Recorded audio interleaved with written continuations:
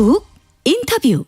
모두를 위한, 모두를 향한, 모두의 궁금증 훅 인터뷰. 윤석열 대통령 당선인의 인수위 본격적으로 업무 보고 받기 시작했습니다. 코로나 대응하고요, 또 정부 조직 개편해야 되고 할 일 많습니다. 집무실 이전, 인사 문제 풀어야 할 숙제도 많은데요.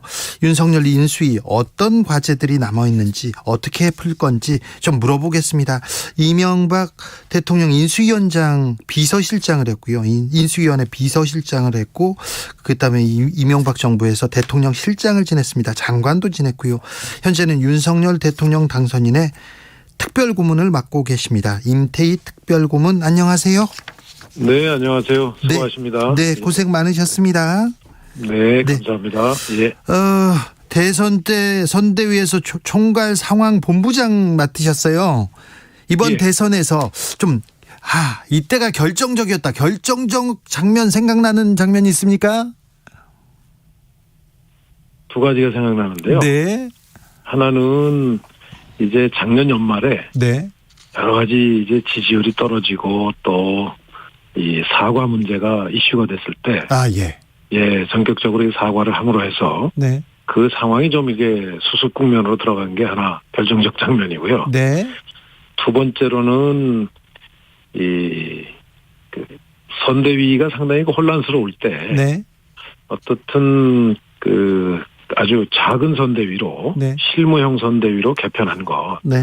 그것이 저는 굉장히 그 대선 과정에서 중요한 그런 계기였었다고 이렇게 기억합니다. 결정적 장면마다, 고비마다 정치인 윤석열 후보 시절에 이렇게 얘기를 하면 잘 듣습니까?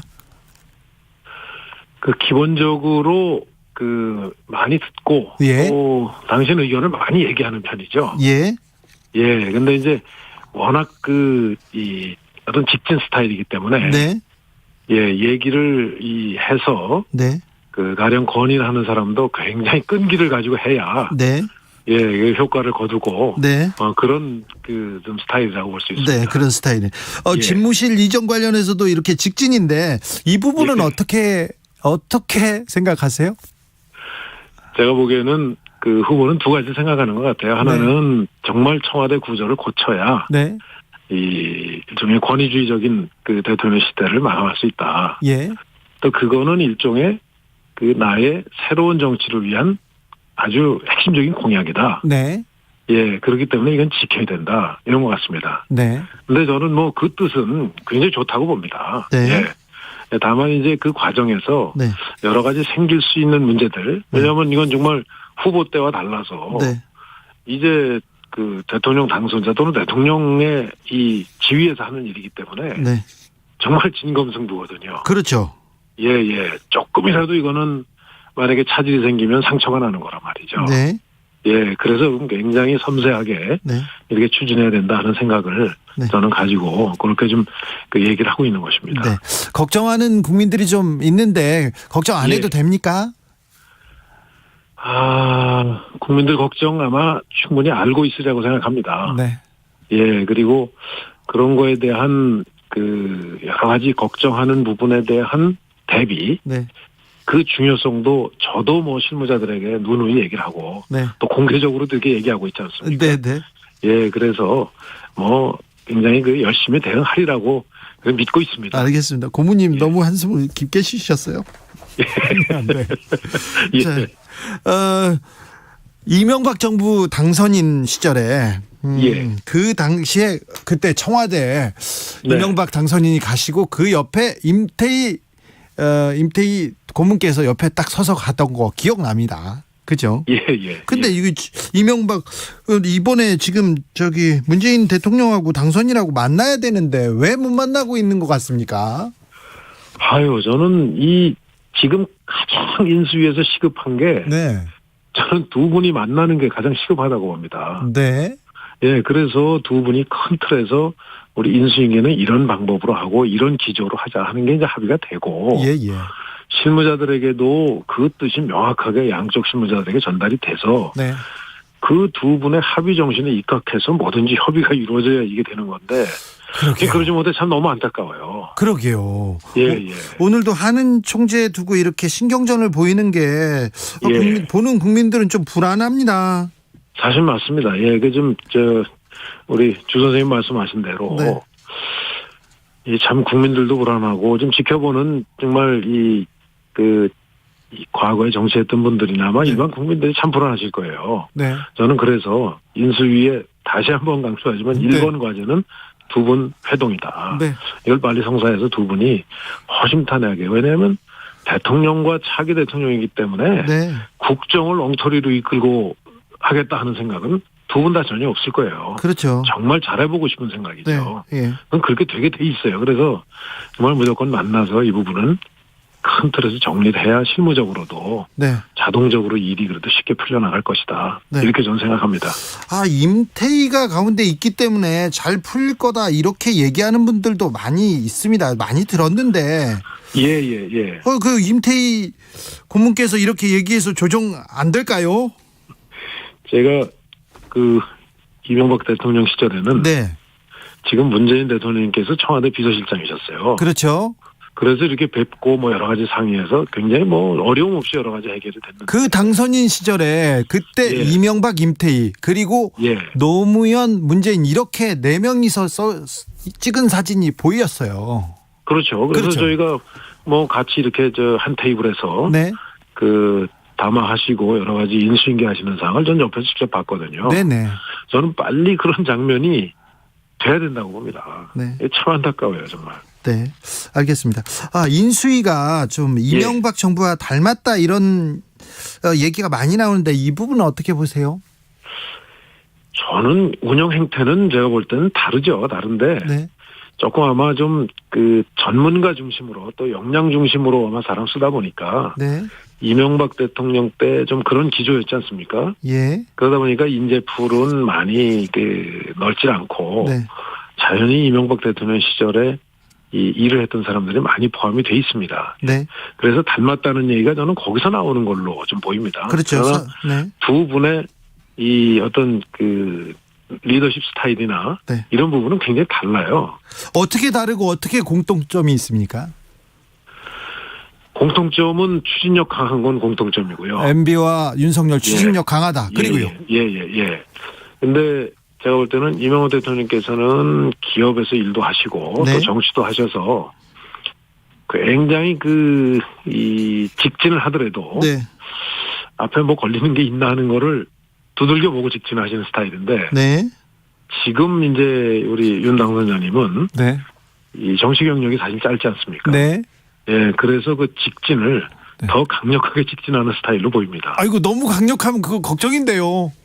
그래서 이제 정말 저도 일방적이고 네. 또 경직적으로 운영하시면 안 된다. 네. 하고 선대위 할 때부터 많이 네. 말씀을 드렸죠. 그렇죠. 옆에서 말씀 많이 해주십시오. 많이 해야 됩니다. 네. 예. 그분 검사 시절에도 주변 분 얘기 잘 안 들었어요. 예. 그건 제가 아는데. 하여튼 아주 옳다고 생각하면 정말 네. 이제 아주 직진을 확실하게 하는 분이기 때문에. 네. 그런데 제가 볼 땐 그럴수록 네. 더 끈기를, 제가 모두에도 말씀드렸듯이 더 끈기를 가지고 정말 건의를 드리고. 네네. 예, 설득을 하고 이런 네. 과정이 필요합니다. 이 사님께서 많이 듣고 적극적으로 반영하여서 내 마음대로 결정하는 게 윤석열 스타일 아닌가 생각합니다. 이렇게 얘기하셨고요. 박현정님께서는 윤 당선인에게 제발 많은 직원 해주세요. 이렇게 얘기합니다. 예.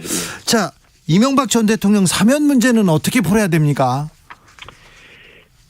저는 작년 말에 박근혜 대통령 사면이 이루어질 때 국민 통합의 명분이라면 이명박 대통령도 같이 했었어야 되는 거 아닌가 하는 좀 아쉬운 생각을 했었습니다. 네.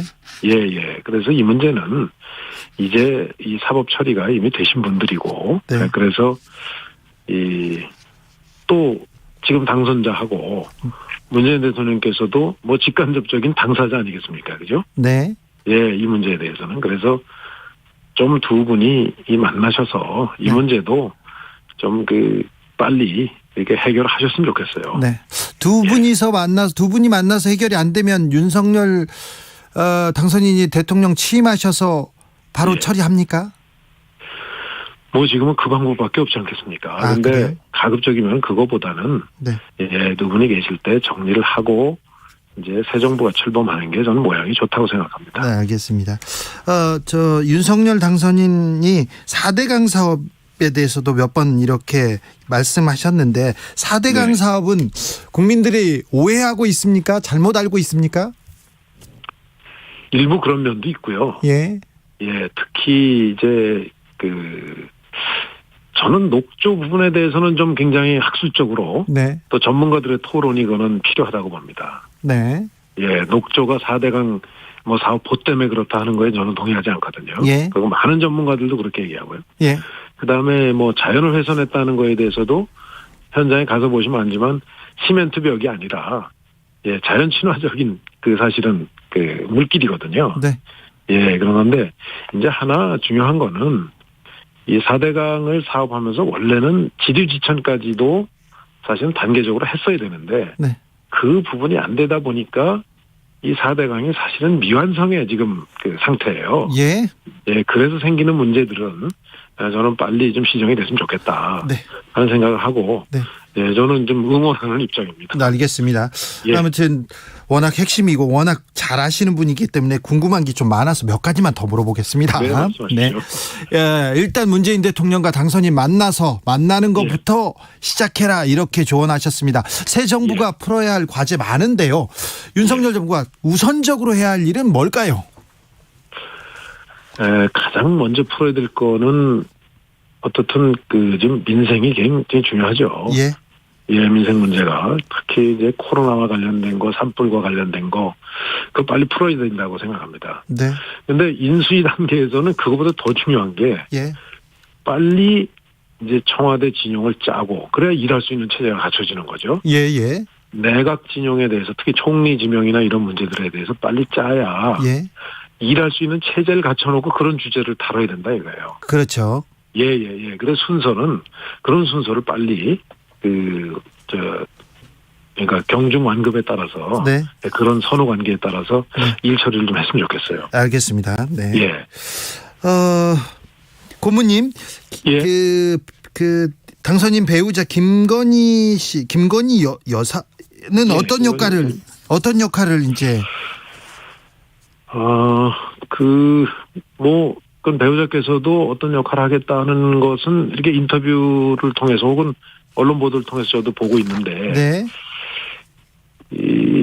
지금 배우자의 역할이 사실은 많이 있습니다. 예, 많죠. 예, 중요하죠. 특히 그러면 외국에서 가령 정상이 방문한다든가 할 때 배우자가 이제 오시게 되면 우리나라의 여러 가지 문화에 대해서 알리는 것도 있고 또 배우자 프로그램이 따로 있죠. 네. 그렇기 때문에 이 배우자의 역할은 늘 어쨌든 대통령의 진짜 이 정치에 대해서 네. 이런 국정 운영에 대해서 보조하는 역할이 어디서 그렇게 많이 요구되고 있습니다. 그렇죠. 저는 그런 거에 대해서 네. 정말 이 차질 없이 네. 배우자가 해 주셔야 된다고 생각합니다. 그러면 하셔야죠. 네. 고모님 고모님의 역할에 대해서도 궁금해하는 분들이 많습니다. 어디로 가실 건지 어떤 자리에 있을 건지. 네. 네. 지금은 이제 제가 실무자들이 가령 조언을 구해 오면 네. 예, 그런 거에 대해서 제가 조언을 해주고 네. 이렇게 하는데 정말 신무자들이 이제 후보에서 당선자에서 대통령으로 이렇게 이제 신분이 바뀌면 네. 점점 더 직원하고 쓴소리하기가 어렵거든요. 그렇죠. 그런 사람 필요하죠. 저 같은 사람들이 그런 역할을 해주는데 네. 필요하다고 저는 생각해서 이게 하고 있습니다. 네, 고모님이 제 개인적으로는 이제 좀 지방선거에 출마하려고 경기도 교육감 선거를 좀 준비 중에 있습니다. 교육감이요? 예. 대학 총장을 하셨으니까 교육감도 그런데 대통령 실장도 했고 또 장관도 하셨고 그리고 뭐라고 해야 하나 정부의 그림을 2번이나 그려본 분이신데 다른 자리 다른 역할 더 큰 역할 이런 얘기하시는 분도 많은데요. 저는 자리에 대한 것보다도 역할이 있으면 언제든지 하지만 제가 대학에 있으면서 우리 학교 현실들이 우리 미래에 과연 이 대학이 맞나? 지금 여러 가지 운영 이 교육 현장이 맞나? 준비가 미래 준비에 충분한가 하는 거 고민하면서 대학총장을 했습니다. 아, 예, 예. 근데 거기서 느낀 것은 이거는 대학만의 문제가 아니라 예. 우리 교육 전체의 초중고등학교 이 당시의 문제가 바로 잡히지 않으면 이 교육의 문제는 정말 시정하기 어렵겠다. 네. 그래서 좀 우리 미래 흐름에 맞는 우리 교육의 변화, 혁신.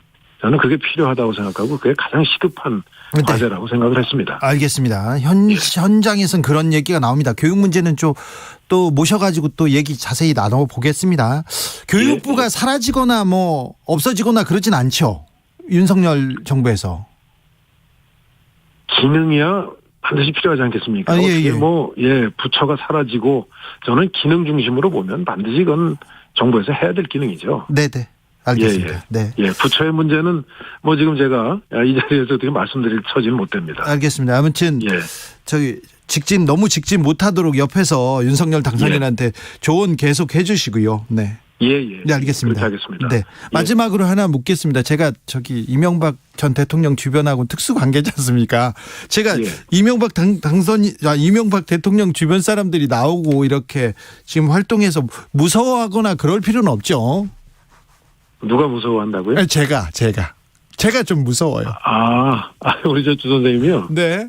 우리 특수관계라고. 아니, 저도. 네. 좀 심하다. 진짜 야속하다. 네. 이런 생각을 하면서 주 선생님과 활동을 많이 본 적이 있거든요. 네. 근데 이제 좀 여러 가지 제가 드리는 말씀도 좀 감안해서 활동해 주십시오. 아니요, 저야 저 실장님 얘기는 제가 잘 듣지요.